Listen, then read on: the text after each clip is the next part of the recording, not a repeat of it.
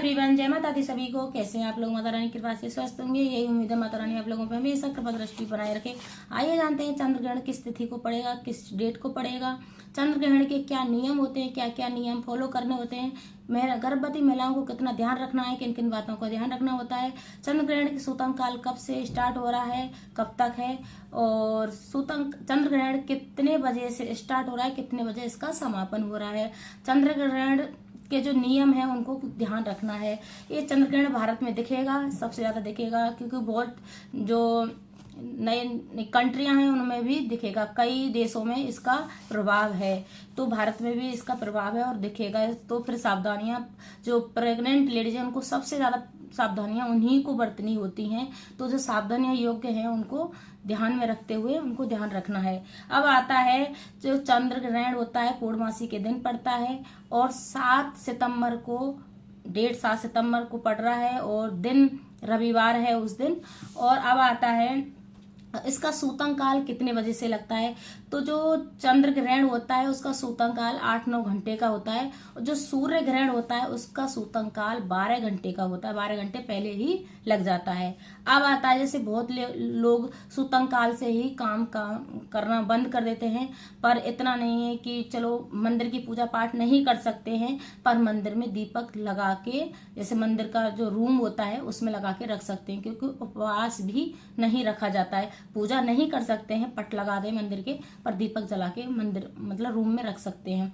अब आता है कि और जो तुलसी दल होता है, तो उस दिन संडे पड़ रहा है, तो संडे के दिन तुलसी नहीं तोड़ी जाती है, तो आप शनिवार के दिन ही ज्यादा तुलसी तोड़ के रख लें, जिससे जो खाना पीना होता है हमारे जो फ्रिज में रखते हैं सब में तुलसी दल डाल के उसको हमें सूतक में, और से जो हमारा चंद्र ग्रहण पड़ेगा उसकी जो छाया पड़ती है उससे हम बचा सकते हैं। खाना उतना ही बनाना चाहिए, बहुत कम बनाएं उस दिन, क्योंकि ज्यादा बचता है तो वो भी सही नहीं रहता है। और जैसे चंद्र ग्रहण के दिन बहुत लोग जैसे शाम को, अब इसका टाइम बता देती हूँ मैं आपको कितने बजे से पड़ रहा है चंद्र ग्रहण। चंद्र ग्रहण पड़ रहा है 9:57 से स्टार्ट हो रहा है रात्रि को, और 1:27 पे इसका समापन हो रहा है। तो नोट कर लें इस तिथि को। इस बीच में प्रेग्नेंट महिलाएं जितनी हैं उनको क्या सावधानियां बरतनी हैं। जो प्रेग्नेंट लेडीज होती हैं उनको वैसे तो सूतक काल से बहुत घरों में मतलब प्रेग्नेंट लेडीज पानी तक नहीं पीती हैं, पर ऐसा नहीं है, हमारे तो पानी पीती है और माता रानी की कृपा से सब कुछ सही है। तो जैसे होता है कि जो ग्रहण पड़ता है उसका सबसे ज्यादा असर होता है, उस टाइम में आपको खाना पीना बिल्कुल भी नहीं करना है, ना कुछ काटना है और सोना भी नहीं है। प्रेग्नेंट लेडीज खासकर सुन लें, उनको सोना भी नहीं है, हाथ पैर के मोड़ना नहीं है, मुट्ठी नहीं बांधनी है, उनको आराम से बैठ जाना है, कि लेटेंगी तो सो जाएंगी, तो सोना नहीं है उस दिन, क्योंकि बच्चे पे बहुत असर पड़ता है इस चीज का। तो इस बात का विशेष ध्यान रखना है, और अच्छा नहीं रहता है, ये सब लोग जानते हैं कि बच्चे पे कितना असर पड़ता है। तो उस टाइम कथा मतलब सुंदरकांड या रामायण पढ़ सकते हैं, या भजन कर सकते हैं, कुछ ऐसी चीजें जो धार्मिक स्थल से जुड़ी हों वो उनको कर सकते हैं।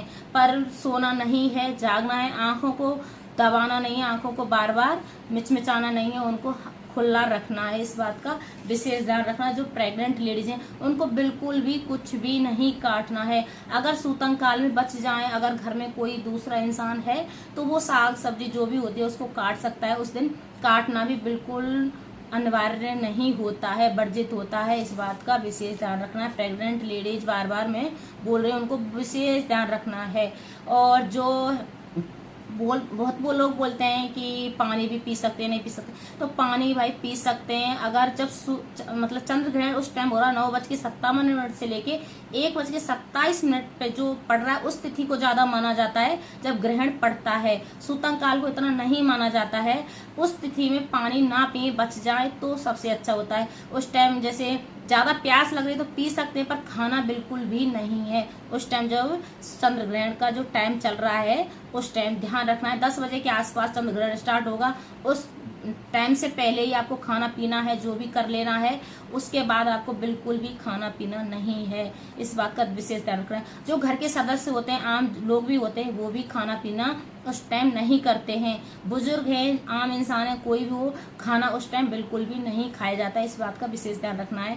जब चंद्र ग्रहण पड़ेगा 9:57 पर पड़ेगा, तो उससे पहले ही खाना पीना खा के बुजुर्ग, महिला और इंसान सो सकते हैं, पर प्रेग्नेंट लेडीज बिल्कुल भी नहीं सो सकते हैं। इस बात का विशेष ध्यान रखना है। अब आता है कि मंदिर में हम पूजा पाठ कर सकते हैं, नहीं कर सकते, और क्या कर सकते हैं। तो मंदिर में पूजा पाठ नहीं करना है आपको बिल्कुल भी। उस दिन आप एक दीपक जला के अपने रूम में रख सकते हैं, जो मंदिर का जो रूम होता है उसमें। और शाम को जब चंद्र ग्रहण पड़ जाता है, जो समापन हो जाता है उसका, फिर उसके बाद में आप कपड़े, जिसको नहाना है वो नहा सकता है, वैसे नहाना अच्छा रहता है। अगर नहीं नहा सकते हैं तो गंगाजल के छिड़काव करके और कपड़े चेंज कर लें तो बहुत अच्छा माना जाता है। किचन में वगैरह सारे घर में गंगाजल का छिड़काव दिया जाता है। मंदिर के पट खोल दिए जाते हैं उस टाइम समापन होने के बाद, पूजा पाठ की जाती है और नहा धो के दान किया जाता है। अनाज का और पैसों का मतलब दान किया जाता है उस दिन। तो अगर मेरी वीडियो अच्छी लगे तो लाइक करें, शेयर करें, कमेंट करें, सब्सक्राइब करें। हर हर महादेव जरूर लिखें कमेंट में। छोटी सी वीडियो, सबसे ज्यादा गर्भवती महिलाओं पे इसका असर होता है। इस बात का आपको विशेष ध्यान रखना है। हर हर महादेव सभी को।